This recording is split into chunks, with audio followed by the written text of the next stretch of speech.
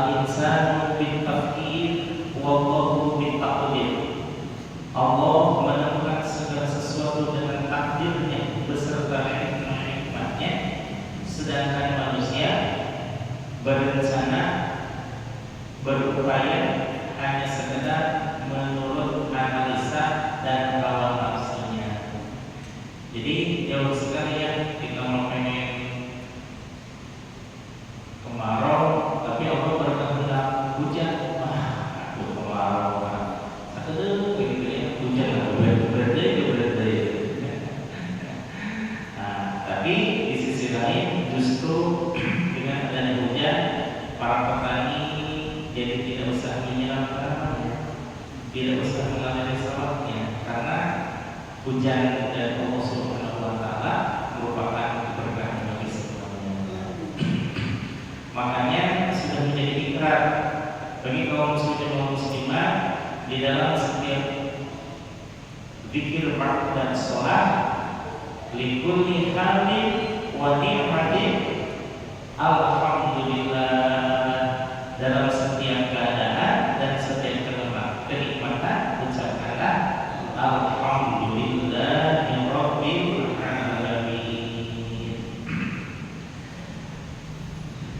Alhamdulillah Bapak hadirin yang sekalian, pembacaan kali ini insyaallah merupakan akhir dari pasal pertama. Sebagaimana dulu diungkapkan di dalam mukadimah bahwa pasal-pasal yang terdapat di dalam Sirrul Asrar ini ada beberapa, 24-nya sesuai dengan huruf-huruf yang terdapat dalam asyhadu an la ilaha illallah wa asyhadu anna muhammadar rasulullah. Juga hari-hari dalam 24 jam, 12 siang, 12 malam. Jadi lengkap ya, seimbang antara siang dan malam. Seperti itu pula hendaknya manusia menyeimbangkan kehidupan sisi ukhrawi dan sisi duniawinya, insya Allah. Baik, kemarin pekan yang lalu kita sudah mempelajari tentang dua ilmu yang merupakan gabungan daripada ilmu tasawuf dan ilmu tauhid. Maka jadilah itu al-irfan. Irfan itu merupakan ilmu yang berkaitan dengan kemakrifatan. Tapi kemakrifatan di sini lebih cenderung pada sisi ilmiahnya, bahwa di satu sisi kita mempelajari, menguasai dan mempraktekkan tasawuf, dan sisi lain kita mempelajari, menguasai dan mempraktekkan tauhid. Kedua-duanya dipraktekkan bersamaan, jadilah itu irfani, ilmu makrifat. Tidak mungkin bermakrifat kepada Allah merupakan sisi tauhid, dan tidak mungkin bermakrifat kepada Allah merupakan sisi tasawuf. Jadi digabungkan antara tasawuf dan tauhid menjadilah irfani, ilmu makrifat.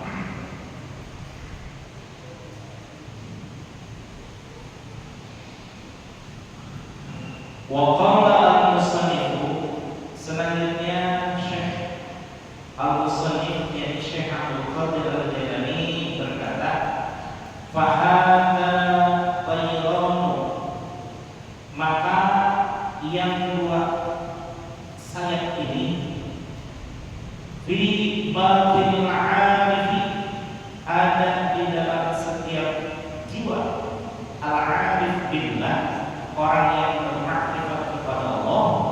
Wa al-insanu haqiqiyyu, itu adalah manusia hakiki, manusia yang sesungguhnya, manusia yang mengetahui akan siapa dirinya, yang sudah pasti mengetahui siapa pula Tuhannya. Man arafa nafsahu faqad arafa rabbahu. Barang siapa yang mengetahui dirinya, maka pasti dia akan mengetahui Tuhannya.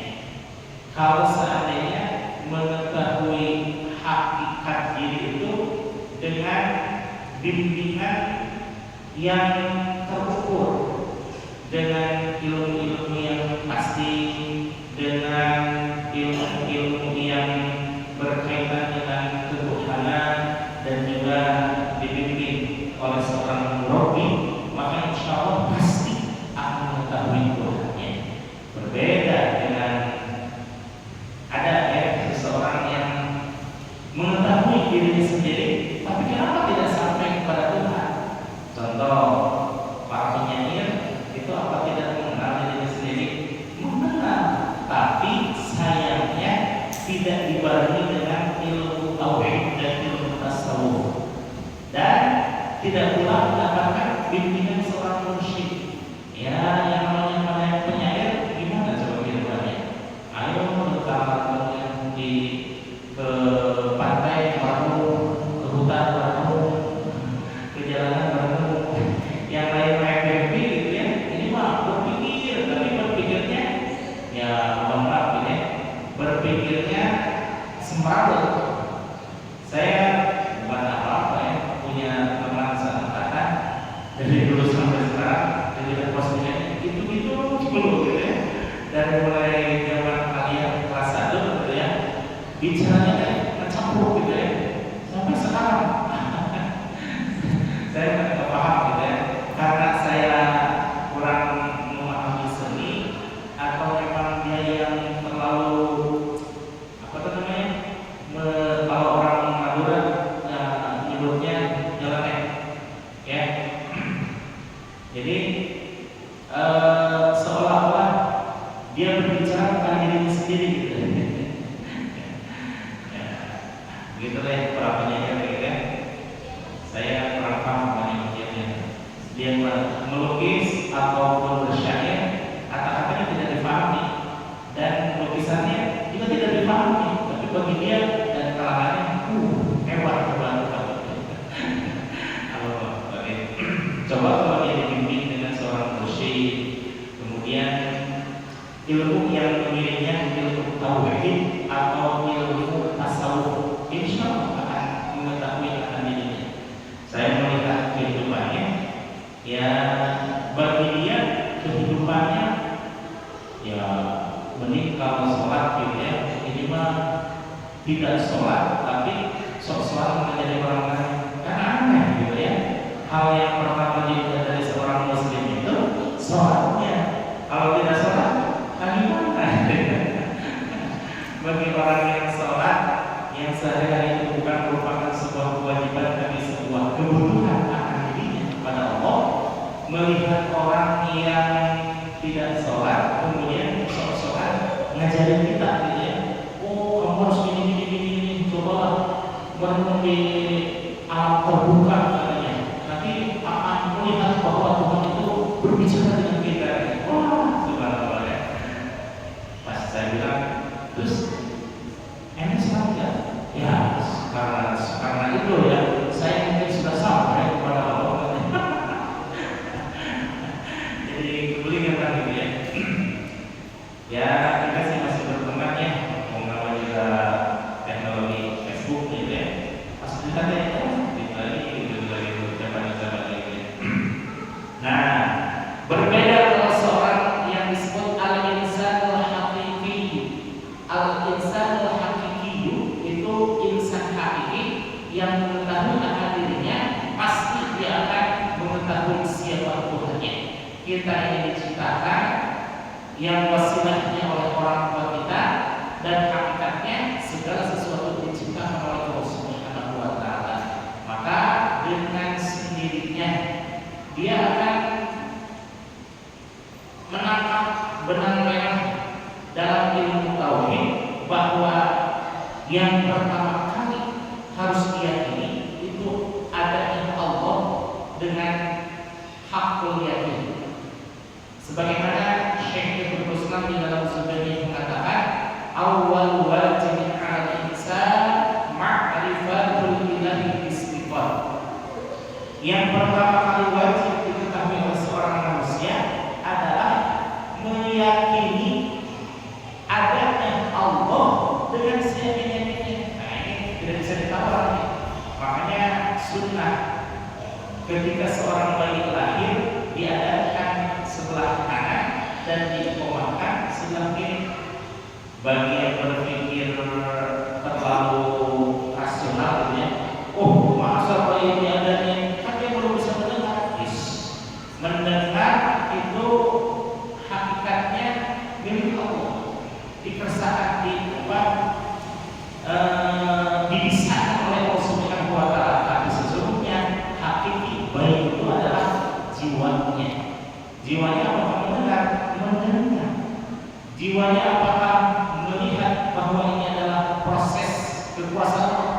Sangat meyakini proses itu adalah proses kekuasaan Allah. Bahkan ketika di alam lahir usia 4 bulan, alastu birabbikum, hei bayi, para bayi yang ada di dalam kandungan ibu kalian, apakah kamu mengakui bahwa aku adalah Tuhanmu? Kata Allah. Bala syahidna. Berkatalah para bayi yang ada di dalam rahim ibu kita, bala syahidna. Oh, tentu saja ya Allah, kami adalah hamba-Hambamu dan Engkau adalah satu-satunya Tuhanku. Sebenarnya itu bayi yang baru berusia 4 bulan, janin yang berusia 4 bulan. Apatah lagi yang baru yang sudah lahir ya bisa mendengar, merasa, melihat atas kekuasaan Allah jiwanya, bukan secara melihat fisiknya tapi melihat jiwanya ya. Kembali kepada masalah insan yang hakiki, bahwa yang disebut dengan insan hakiki adalah insan yang mengetahui hakikat dirinya dan mengetahui hakikat akan Tuhannya, yaitu Allah Subhanahu wa Ta'ala. Sebagaimana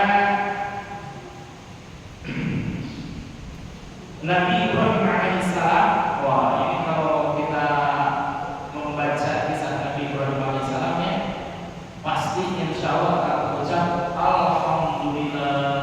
Alhamdulillah gimana? Alhamdulillah kita dilahirkan dari rahim orang-orang yang sudah muslimah. Lingkungan pun lingkungan yang muslimah, bi'atun sholihah, bi'atun shodiqah. Bandingkan dengan Nabi Ibrahim alaihissalam, sudah lahir dari keluarga non-muslim, saudara-saudaranya non-muslim, lingkungannya tidak ada yang menyembah Allah, bahkan memperkenalkan kepada Allah. Lalu bagaimana kisah perjalanan Nabi Ibrahim bertemu dengan Allah? Nah ini sudah dihendak Allah, bahwa Nabi Ibrahim dibiarkan mencari dulu setelah dewasa. Tapi Nabi Ibrahim alaihissalam saat itu Raja Namrud sama dengan Raja Fir'aun ya, bahwa dia mimpi suatu nanti akan dihancurkan oleh seorang bayi yang beranjak dewasa dan melumpuhkan kerajaan dan agamanya. Maka dibunuhlah laki-laki, setiap bayi laki-laki. Kalau Raja Fir'aun itu Nabi Musa, kalau Namrud itu Nabi Ibrahim alaihissalam. Nah, Nabi Ibrahim alaihissalam, orang tuanya yang betapa sayang kepada Nabi Ibrahim alaihissalam, dia mencari tempat untuk menyelamatkan Nabi Ibrahim. Kemana? Ke Tuhan. Kalau Nabi Musa dihanyutkan ke sungai dan dikembalikan kepada ibunya dengan menjadi pegawai kerajaan. Luar biasa ya skenario Allah. Tapi Nabi Ibrahim alaihissalam dibiarkan begitu saja di dalam Tuhan, yang kita selamat tidak dibunuh saja. Apa yang terjadi?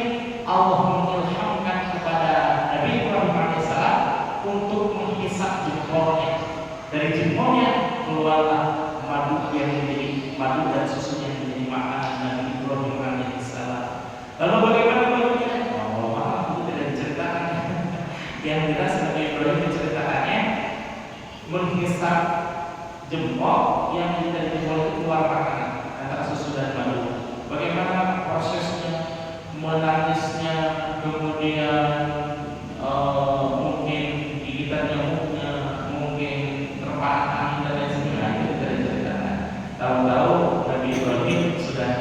usia remaja dan beranjak balik. Nah, pas masa balik itulah proses pencarian Allah. Bagaimana pencarian Allah? Nabi Ibrahim tidak ada yang memperkenalkan siapa Tuhannya. Dia berusaha mencari sendiri, melihat fenomena alam. Walamma janna 'alaihi al-lailu ra'a kawkaba qala hadza rabbi qala hadza rabbi falamma afala qala la uhibbul afilin. Ketika malam sedang dilihat oleh Nabi Ibrahim alaihissalam kelak, ini indah sekali, ini bintang katanya. Qala hadza rabbi, wah mungkin inilah Tuhan saya katanya. Tapi lama di dalam itu langit yang banyak berbintang saat itu, pas waktunya fajar mulai bilang katanya. Falamma afala qala la uhibbul afilin. Ketika mulai redup itu bintang-bintang, tidak katanya, saya tidak suka dengan Tuhan yang hilang begitu saja katanya. Ini bukan Tuhan saya. Kemudian besoknya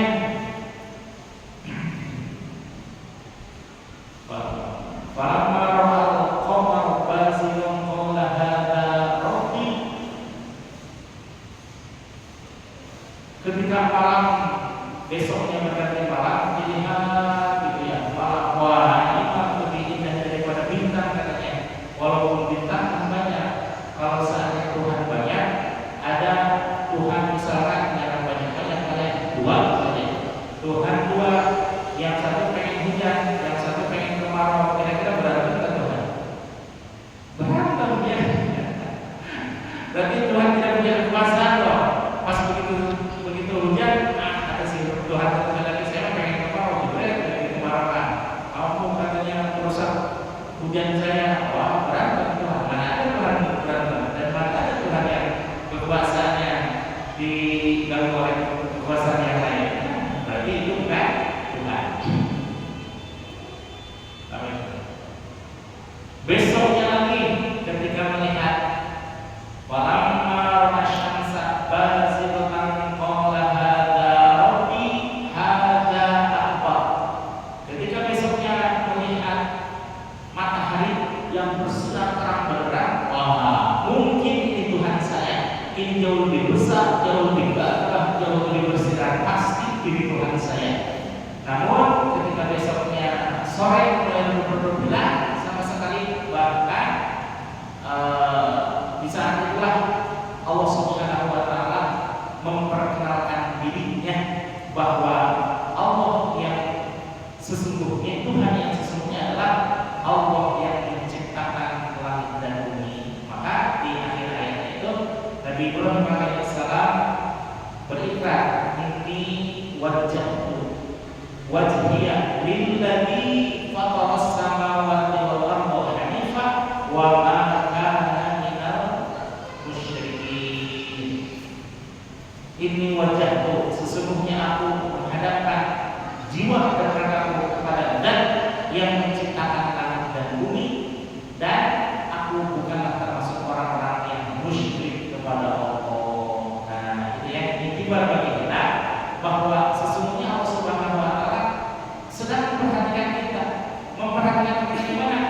Ketika kita punya keinginan, saya pengen pintar, saya pengen jadi hafiz, saya pengen jadi alim, saya pengen dan lain sebagainya, Allah membiarkan hamba-Nya untuk berusaha dulu. Sampai di mana nih usahanya hamba?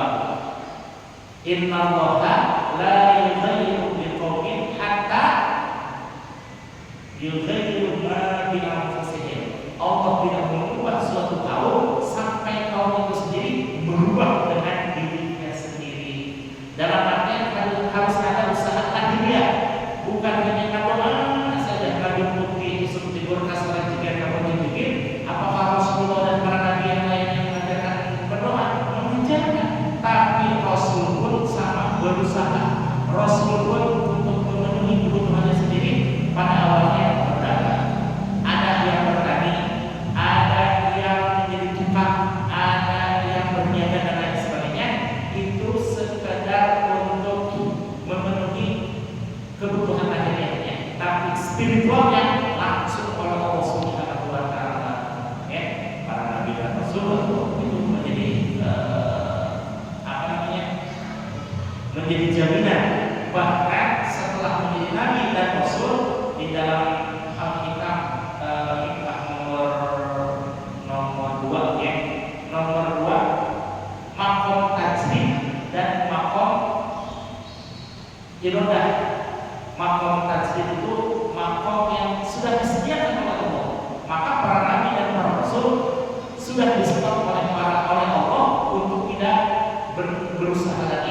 tidak berniaga, tidak bertani, tidak melakukan usaha lainnya, hanya semata-mata berdakwah. Itu makom tajwid. Makom usaha bagaimana? Kita lagi makom usaha, jangan coba-coba. Saya sudah menjadi orang yang sudah ditajwidkan oleh Allah. Sudah saya tidak berusaha lagi. Jangan ya. Alhamdulillah, bapak-bapak profesi saya asli apa? Oh Pak Ali tahu ya.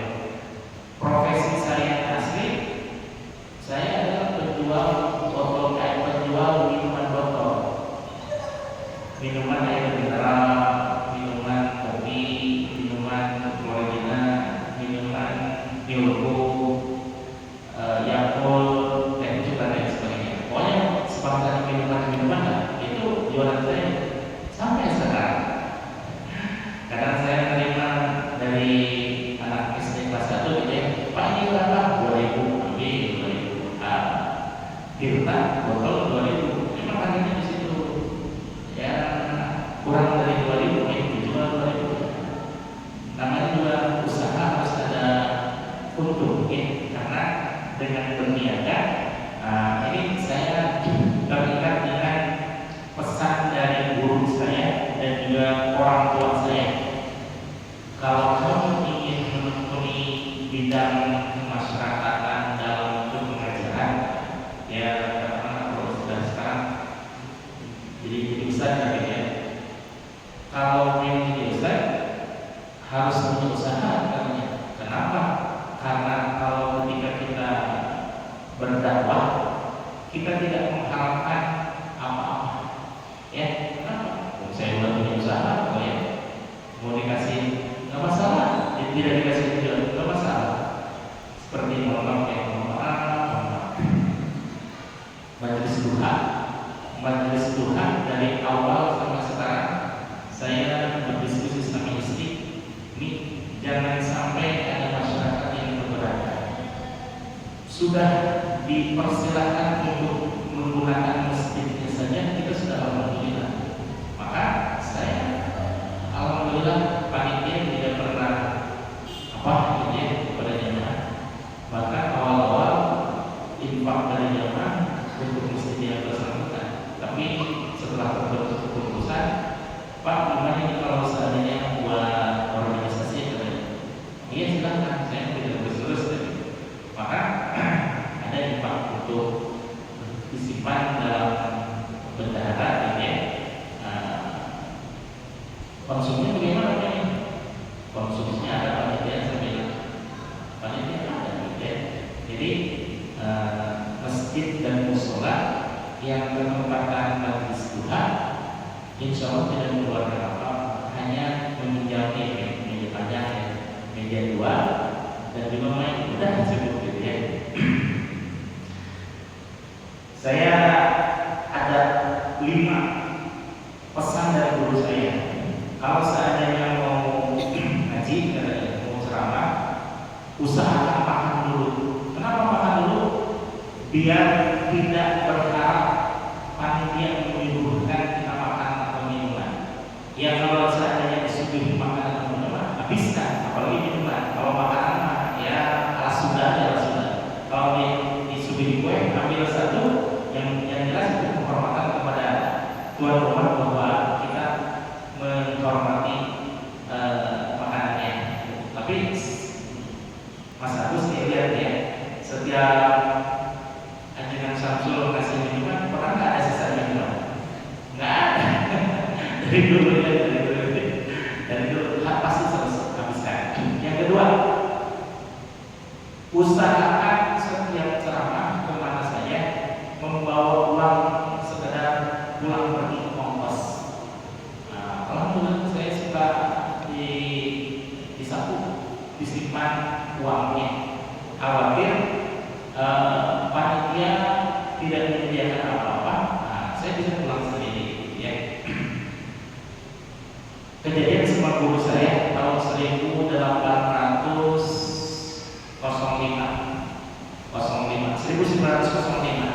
sebelum mendirikan pondok pesantren, dia diundang ke daerah Garut. Pas di Garut ceramah, padahal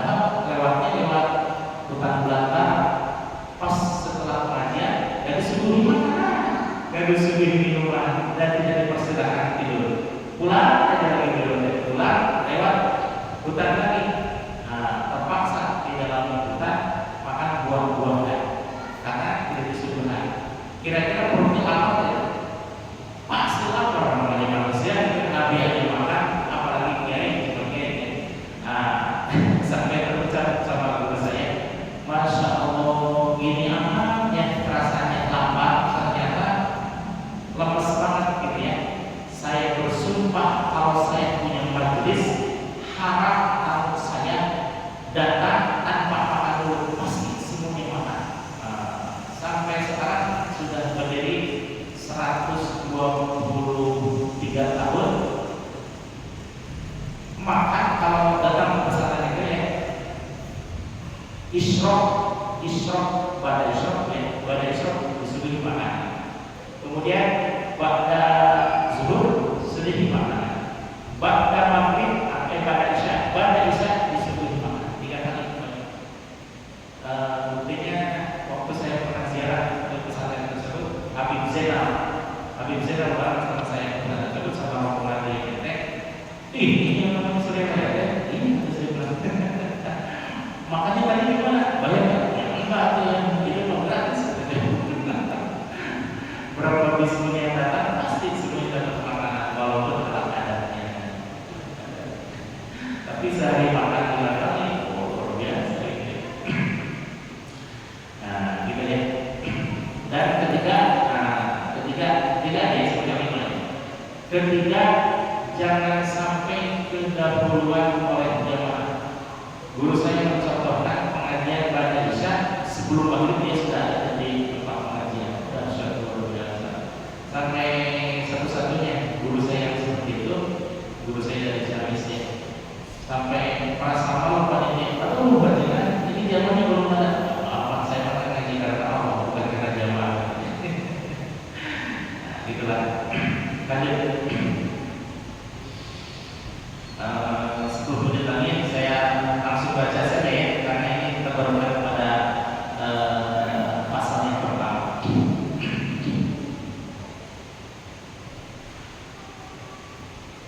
Wahwa adapun waliullah ataupun insan hakiki, habibullah adalah kekasih Allah Azza wa Jalla, Maha Azza wa Jalla, Maha sempurna, Maha luas, Maha luhur Allah Subhanahu wa Ta'ala. Wa rohuhu dan wali Allah adalah, ini diistilahkan maaf dengan penyebutan nama waliullah, kekasih Allah itu jangan salah persepsinya.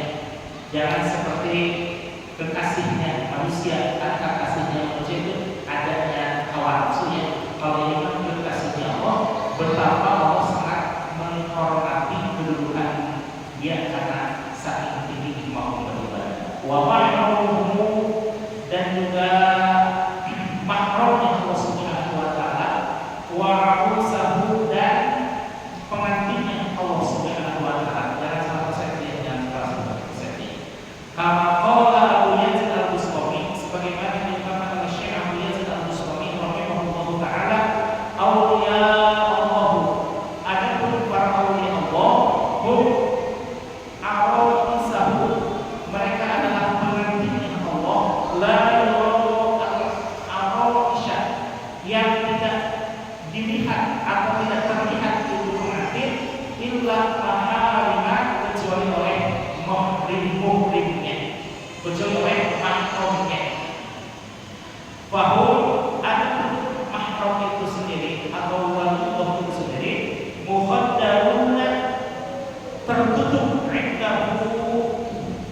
untuk orang melihatnya, fi hijabil qudsi, karena hijab sisi kemanusiaan itu sendiri.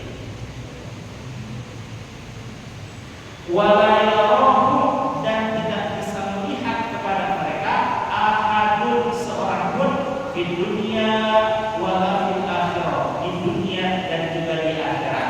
Ini kalamnya dari Syekh Abu Yazid Al-Bustami min jumlatil ulama al-mutasawwifin, ulama ahli tasawuf pada zamannya. Siapa yang tidak bisa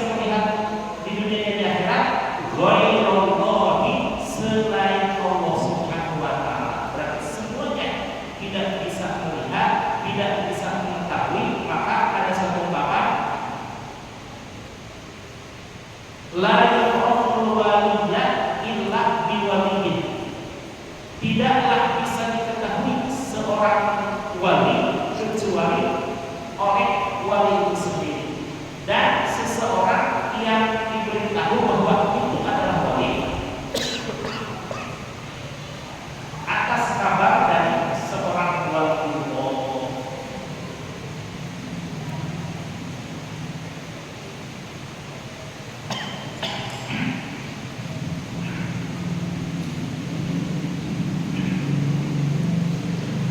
Kama qala Allah Ta'ala, sebagaimana difirmankan oleh Allah Subhanahu wa Ta'ala fil haditsil qudsi, di dalam hadis qudsi, bahwa auliyai, para wali-wali, kata Allah Subhanahu wa Ta'ala, tahta tibai, berada di bawah kubah-kubahku, kata Allah Subhanahu wa Ta'ala. La ya'lamuhum, tidaklah mengetahui mereka semua, ghairi, kecuali aku, kata Allah. Wala ya'lamu, dan tidaklah dapat melihat para manusia bidzahiri, dalam lahiriahnya, minal arusi, dari pengantin, bila zahir wasinataha, kecuali lahir yang tentang keindahannya. Allah telah berkata, Yahya bin Mu'adh Az-Zahrazi, Syekh Yahya bin Mu'adh Az-Zahrazi rahimahullah ta'ala, beliau berkata, al-waliyyu raihanullahi ta'ala fi ardihi, bahwa seorang wali adalah wangi-wangian Allah Subhanahu wa Ta'ala yang ada di dunia.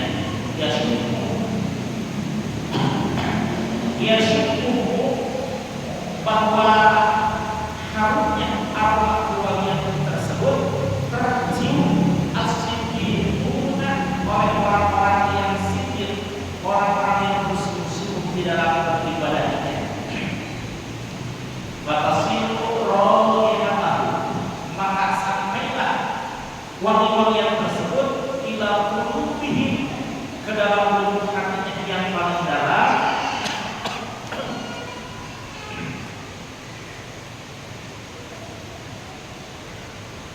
Fayatasyauna, maka dengan wangi-wangian tersebut semakin bertambahlah kerinduan kepada Allah bihi, atas harum-haruman aroma wangi tersebut, ila maulahu, kepada Tuhan mereka, yaitu Allah Subhanahu wa Ta'ala.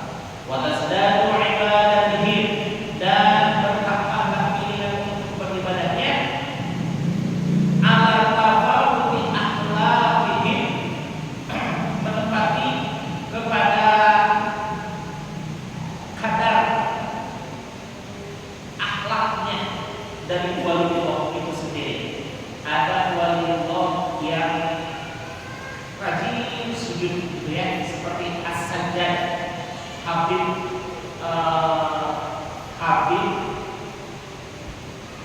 Zainal Abidin. Jadi Sayyidina Ali punya putra yang bernama Hasan, dan Sayyidina Hasan punya putra yang bernama Ali. Sayyidina Ali, cucunya Sayyidina Ali, punya putra yang namanya Zainal Abidin. Yang al-masyhur As-Sajjad, yang terkenal dengan sebutan gelar As-Sajjad. Sajjad itu orang yang ahli sujud, yang sehari-harinya gemar sekali bersujud. Berapa kali bersujudnya? Subhanallah, semalam tidak kurang dari 300 rakaat bersujud kepada Allah Subhanahu wa Ta'ala. Allahu Akbar. Bagaimana dengan Imam Hanafi? Oh, Imam Hanafi kaum sunniatin. Luar biasa ya. Kaum sunniatin itu 500 rakaat sujud kepada Allah Subhanahu wa Ta'ala semalaman saja. Bagaimana dengan saya? Saya mah aduh, malu. Ya. sedikit lagi satu baris lagi. Bihasabil fanati, dengan ukuran fana, bahwa mereka beribadah itu meleburkan dirinya sendiri di atas ziyadatul qurbah, karena sesungguhnya bertambahnya qurbah di ziyadatul fana, dengan bertambahnya meleburnya, tapi tidak